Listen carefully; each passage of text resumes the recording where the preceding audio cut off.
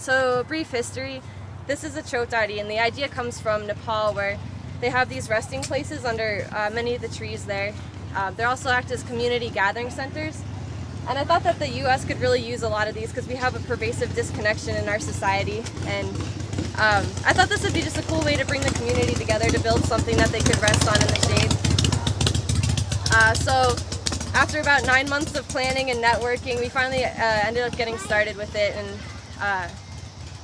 And with this whole controversy, I just want to point out that I know it becomes easy to lose hope in humanity and in Prescott and in our government, but to give you an idea of where this bench came from, this is a result of our community coming together. So we obviously have some really beautiful aspects in here, including, I mean, the sand is local, it comes from the creek over here. All the tiles were donated from various tile stores in town.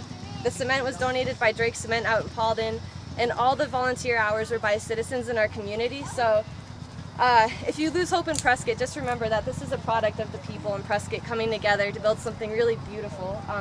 So I just want to say that.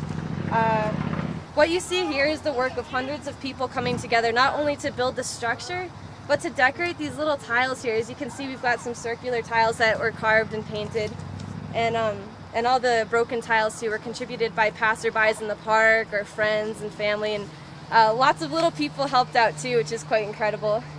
It's just kind of an eclectic mix of pictures here.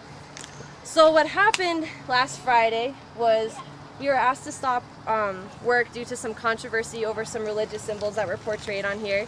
We were asked to take the prayer flags down in the Buddha just to sort of to clean up the area so that we could kind of defend ourselves better and say, hey, there's no political or religious agenda to this bench.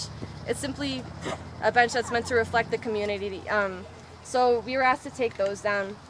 By Monday morning, I guess the situation had gotten a little bit more serious, and we were asked to stop work completely. Well, they asked us to stop work on Friday, but I didn't take it that seriously, so we kept working, and on Monday they said, no, you really got to stop.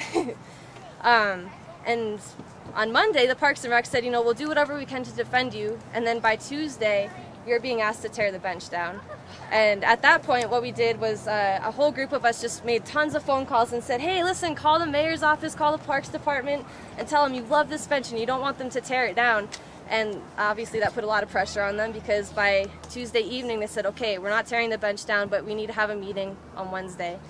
And by Wednesday, what we were being told is that we need to take all of these tiles off due to safety reasons, maintenance issues, and functionality of the bench. And there was no religious controversy or anything like that. So where we're at right now is I've been left with a blank piece of paper to write a proposal of what to do after we remove those tiles to make sure that the bench is safe, functional, and maintainable. And what I've decided in collaboration with all the people who have helped out on this is that we can't lose these tiles. I mean, this is the heartbeat of the bench, and without these tiles, it might as well just be a kitchen floor. I mean, they're essentially asking us to cover it with big, neutral tiles, and we can't lose what hundreds of people have come together to do. I mean, what am I supposed to tell all those who've poured their hearts and stories and souls into this? So we're trying to come up with a peaceful solution as best we can.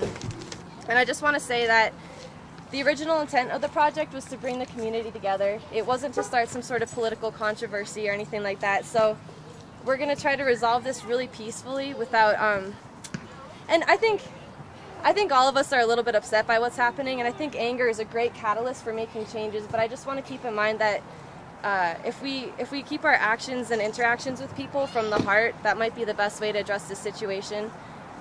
If I present my proposal to the Parks and Recs and they say, no, we still need to take off the tiles, at that point we can start speaking up a little bit more, but I just want to make sure that we defend all these people, families, children, students, parents, whatever, not with a bitter heart, but just with an open heart.